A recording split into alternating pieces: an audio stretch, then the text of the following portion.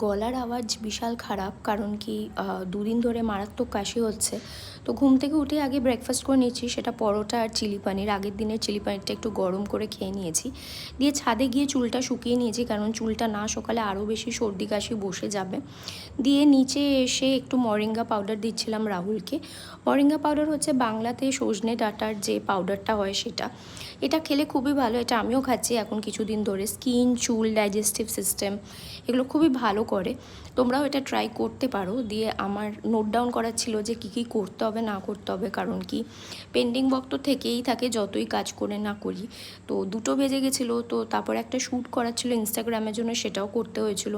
সেটা করার পরে নিচে গিয়ে আজকে লাঞ্চ ছিল হচ্ছে পোনা মাছ ছিল, লাউ চিংড়ি ছিল, একটু পনির ছিল, পাঁপড়, মিষ্টি চাটনিও বানিয়েছিল আমার শাশুড়ি। তো চিংড়ি, ছোটো চিংড়ি খাই না, আমার অ্যালার্জি বলে, তো নর্মাল লাউ পোস্ত বানিয়ে দিয়েছিল শাশুড়ি আমার জন্য। আর গলাতে আমি এই ওড়নাটা পেঁচিয়ে রেখেছি, কারণ কি একটু গরম থাকলে হয়তো কাশিটা কম হবে। দিয়ে একটু কাপ সিরাপ খাচ্ছিলাম, কারণ কি শরীরটা একদমই ভালো না, আর মাথাটা প্রচণ্ড ধরা। তো দেখা হচ্ছে পরের ব্লগে, টাটা।